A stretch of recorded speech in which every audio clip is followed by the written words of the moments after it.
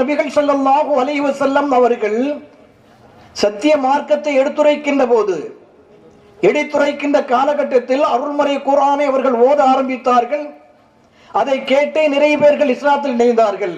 பலரும் இஸ்லாத்தின் மீது வெறுப்பின் காரணமாக காதுகளில் பஞ்சுகளை வைத்து நடந்து கொண்டிருந்தார்கள் என்பதை எல்லாம் கேள்விப்பட்டிருப்போம்.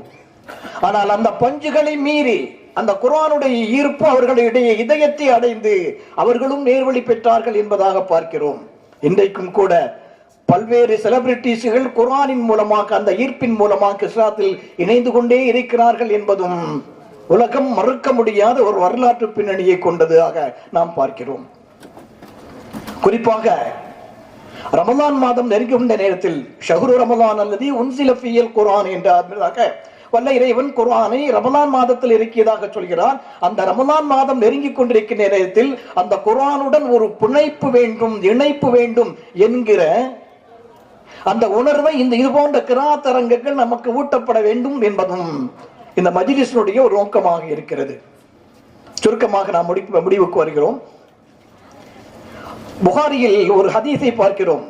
உசைத் ரலியல்லாஹு தஆலா அவர்கள்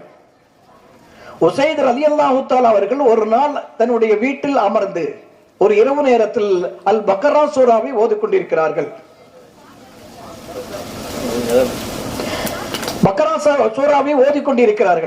அப்படி ஓதிக்கொண்டிருக்கின்ற போது பக்கத்தில் ஒரு குதிரை ஒன்று அவருடைய குதிரை கட்டப்பட்டிருந்தது. பக்ரா சூராவை ஓதிக்கொண்டிருக்கின்ற போது அந்த கட்டப்பட்டிருந்த குதிரை திடீரென துள்ளி குதிக்கிறது. ஏன் துள்ளி குதிக்கிறது என்பதாக குர்ஆனை ஓதுவதை நிறுத்திவிட்டு திரும்பி பார்க்கிறார்கள். அந்த குதிரை அமைதியாகிவிட்டது. திரும்ப இவர்கள் உசைத் ரலியல்லாஹு தஆலா அவர்கள் ஓதுகிறார்கள். அந்த குதிரை தடும்ப ஆரம்பித்தது, குதிக்க ஆரம்பித்தது.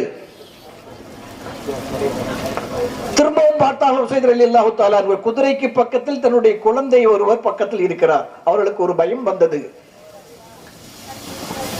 துள்ளி குதிக்கின்ற இந்த குதிரை தன்னுடைய மகனை மிதித்து அவர்களுக்கு ஏதாவது ஆபத்து ஏற்படுமோ என்பதாக சொல்லி சற்று நேரம் அமைதியாகிவிட்டு மீண்டும் ஓதினார்கள். மூன்றாவது தடவையும் அந்த குதிரை அப்படியே துள்ளி குதித்தது என்பதாக ஹதீஸில் பார்க்கிறோம். அதோடு அவர்கள் குர்ஆனை ஓதுவதை நிறுத்திவிட்டு தன்னுடைய குழந்தையை கை தூக்குவதற்காக வெளியில் வருகின்ற போது அவருடைய பார்வை வானத்தின் நோக்கம் போனது. வானத்தின் பக்கம் போன போது அங்கே ஒரு வெளிச்சம் ஒன்று தோன்றி கொஞ்சம் கொஞ்சமாக அங்கே தோன்றி இருந்த ஒரு வெளிச்சம் கொஞ்சம் கொஞ்சமாக மறைந்து கொண்டே இருந்தது. மறுநாள் காலையில் வந்து உசைத் ரலியல்லாஹு தஆலா அவர்கள் வந்து ரசூலுல்லாஹி ஸல்லல்லாஹு அலைஹி வஸல்லம் வந்து சொன்னார்கள், யா ரசூலல்லாஹ், நான் இப்படி ஓதினேன், என்னுடைய குதிரை குதித்தது, துள்ளி குதித்தது, இப்படி எல்லாம் சொல்கின்ற போது ரசூலுல்லாஹி ஸல்லல்லாஹு அலைஹி சொல்வார்கள், நீங்கள் தொடர்ந்து ஓதிக்கொண்டே இருந்திருக்கலாமே என்பதாக கேட்டார்கள். காரணம், அப்படி கேட்டபோது உசைத் ரலியல்லாஹு தஆலா, யா ரசூலல்லாஹ், அந்த குதிரைக்கு பக்கத்தில் என்னுடைய மகன் இருந்தால் குதிரை எங்கே மிதித்து என்னுடைய மகனுக்கு காயம் ஏற்பட்டு விடுமோ என்பதாக பயந்து நான் ஓதுவதை நிறுத்திவிட்டேன். இல்லை, நீங்க ஓதிக்கொண்டே இருந்தால் அங்கே வந்தது பூராவும் வானத்தில் ஒரு வெளிச்சத்தை பார்த்தீர்களே, அவர்கள் பூராவும் மலக்குமார்கள் வந்து சென்று கொண்டிருந்தார்கள். அவர்களுடைய ஒளி வைத்த ஒளியைத்தான் பார்த்தீர்கள். நீங்கள் ஓதிக்கொண்டே இருந்தால் அந்த மலக்குகள் உங்கள் பக்கத்திலேயே வந்திருப்பார்கள். விடியும் வரைக்கும் நீங்கள் ஓதிக்கொண்டிருக்கலாமே என்பதாக சொன்ன ஹதீஸ் ஒன்றை புகாரியில் நாம் பார்க்கிறோம். அன்பானவர்களே, குர்ஆன் ஓதினால் அமைதி இறங்கும் என்பதாக நாம் தெரிந்திருக்கிறோம். மலக்குகள் அந்த இடத்திற்கு வருகிறார்கள். அதனால்தான் எங்கே குர்ஆன் ஓதப்பட்டிருக்கிறதோ அந்த இடம் வாக்கியம் பெற்றதாக அமையும். வீடுகளில் குர்ஆன் ஓதினால் வீடுகளில் பரக்கத் இறங்கும், மலக்குமார்கள் வருகிறார்கள். கடைகளில் குர்ஆன் ஓதினால் அங்கே பரக்கத் இறங்கும், மலக்குகள் வருகிறார்கள். அமைதியாக நாம் குர்ஆன் ஓதுகின்ற போது அந்த குர்ஆனுடைய ஈர்ப்பு என்பது சொல்ல முடியாத, ஒரு அசைக்க முடியாத, மனதை இலக வைத்து விடக்கூடிய அளவிற்கு உண்டான ஒரு பவர் குர்ஆனிலே இருக்கிறது. அதனால்தான் அந்த குர்ஆனுடைய பவர் இருப்பதால் தான் இன்றைக்கும் நம்முடைய மஸ்ஜிதுகளில் ஒவ்வொரு நேர, குறிப்பாக மாலை நேர மகரிப் தொழுகைக்கு பிறகு இஸ்லாம் அல்லாத மக்கள் எல்லாம் நிறைய ஓதி பார்க்க வருகிறார்கள். எதனால் வருகிறார்கள்? அந்த குர்ஆனுடைய ஈர்ப்பினால் தான். ஒரு அல்ஹம்து சூரா, ஒரு ஃபாத்திஹா சூராவை ஓதினால், ஒரு ஆயத்துல் குர்ஸி ஓதினால் அவர்களுக்கு சுகம் கிடைக்கிறது. எனவே மீண்டும் மீண்டும் வருகிறார்கள். அதனால் குர்ஆனுக்கு ஒரு ஈர்ப்பு இருக்கிறது. அந்த ஈர்ப்பை இந்த சமுதாயம் புறக்கணித்துக் கொண்டே இருக்கிறது என்பது வருத்தத்திற்குரியது. நம்மில் எத்தனை பேர்களுக்கு குர்ஆன் ஓத தெரியும்? சரி, தெரியாது என்பதாக ஏன் நாம் சும்மா இருக்க வேண்டும்? தெரியாது என்பதாக சும்மா இருக்கலாமா? தெரியாது என்பதாக அதை படித்துக் கொள்வதற்கென்று வயது ஒரு தடையாக இருக்கிறதா, காலம் தடையாக இருக்கிறதா? அப்படி இல்லாம இல்லை. சஹாபாக்களில் பெரும்பான்மையானவர்கள் குர்ஆனை வயதானதற்கு பிறகுதான் தெரிந்து கொண்டார்கள். சஹாபாக்களை விடுங்கள், பலரும் கூட இன்றைக்கும் கூட பல இளைஞர்கள் டிகிரியை முடித்துவிட்டு குர்ஆன் ஓத ஆரம்பித்திருக்கிறார்கள். பட்டப்படிப்பை முடித்துவிட்டு குர்ஆன் மனனம் செய்ய ஆரம்பித்திருக்கிறார்கள், குர்ஆனை ஓத ஆரம்பித்திருக்கிறார்கள். எனவே குர்ஆனை தெரிந்து கொள்வதற்கு, குர்ஆனை ஓதுவதற்கு வயது என்பது என்றைக்கும் ஒரு தடையே இல்லை. எல்லோரும் குர்ஆன் ஓத தெரிந்தவர்களாகவே இருக்க வேண்டும். அதனுடன் ஒரு இணைப்பும் பிணைப்பும் இருக்க வேண்டும் என்பதே கிராத் மஜ்லிஸுடைய நோக்கம். இந்த நிகழ்ச்சியை அருமையாக எடுத்து நடத்தி கொண்டிருக்கின்ற இந்த இளைஞர்கள் சாமானியவர்கள் அல்ல. இந்த உலகத்தில் எத்தனையோ விஷயங்கள் இருக்கின்றன அன்பானவர்களே. இளைஞர்களை திசை திருப்புவதற்கு எத்தனையோ விஷயங்கள்.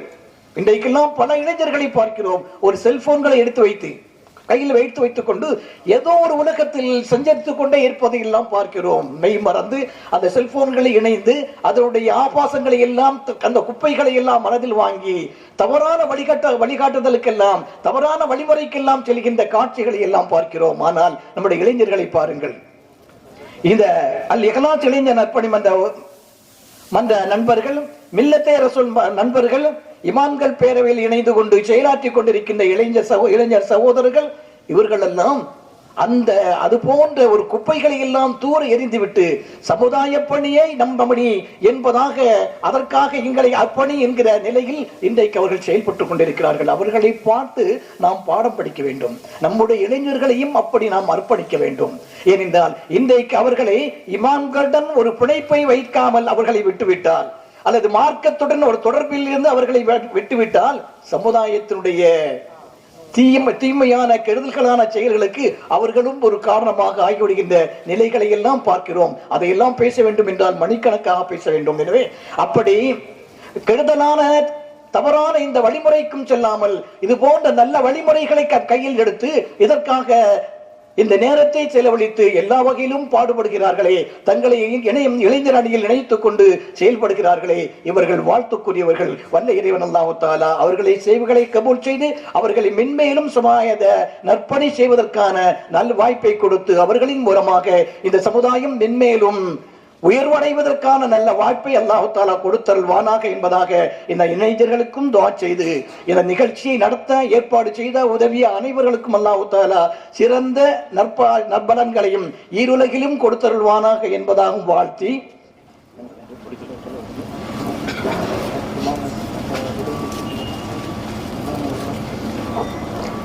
அஜர்த் அவர்களை நாம் தனியாகவே பேச வேண்டும். நிறைய அதுக்குரிய நேரம் இல்லை. என்னென்றால் நிறைய பணிகள், பொறுப்புகளை எடுத்துக்கொண்டு நிறைய செயல்பட்டுக் கொண்டிருக்கிறார்கள்.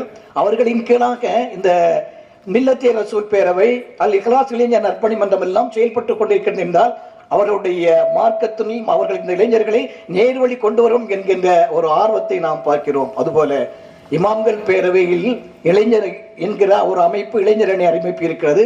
மாநாடுகள் நேரத்திலும் மற்ற நேரங்களிலும் பார்க்கலாம். சேலத்தில் உள்ள அத்தனை இளைஞர்களும் முக்கியமான இளைஞர்கள் அதில் ஒன்றிணைந்து, முக்கியமாக ஒரு 50-60 இளைஞர்கள் ஒன்றிணைந்து செயல்பட்டுக் கொண்டிருக்கிறார்கள். உங்களுடைய இளைஞர்களையும் அதில் நீங்கள் சேர்த்து விடுங்கள், இளைஞர் அணிக்காக சேர்த்து விடுங்கள். அவர்களுக்கு கொஞ்சம் நேரம் ஒதுக்கி கொடுங்கள். எப்பொழுதுமே அதிலே செயல்பட்டுக் கொண்டிருக்க வேண்டிய அவசியம் இல்லை. மாதத்திற்கு ஒரு முறை அல்லது இது போன்ற ஒரு நிகழ்ச்சிகளுக்காக. ஏனென்றால் அவர்களுக்கு இதன் மூலமாக அவர்கள் இதில் இணைகின்ற போதுதான் மார்க்க விஷயங்களை நாங்கள் நிறைய நேரடியாக அவர்களுக்கு விளக்கி கொடுக்கிறோம். ஒரு மார்க்கம் என்றால் என்ன, ஒழுக்க நெறிகளில் உட்பட்டு எப்படி நாம் நடக்க வேண்டும், அன்னல்வி ஸல்லல்லாஹு அலைஹி வஸல்லம் அவர்கள் இளைஞர்களை எப்படியெல்லாம் நேர்வழிப்படுத்தினார்கள், எப்படியெல்லாம் அவர்களை வைத்து இந்த சமுதாயத்திற்கு அவர்கள் பயன்படுத்தினார்கள் என்கிற விவரங்களை எல்லாம் அவர்களுக்கு சொல்கிறோம். எனவே உங்களுடைய வீட்டில் உள்ள இளைஞர்களை, உங்களுடைய பிள்ளைகளை, உங்களுடைய வாரிசுகளை அந்த இளைஞரணியில் இணைத்து அவர்களும் நேர்வழி பெற்று சமுதாயம் நேர்வழிப்பதற்கான ஒரு வாய்ப்பை உருவாக்கி கொள்ளுங்கள். வல்ல இறைவன் அல்லாஹ் சுப்ஹானஹு வ தஆலா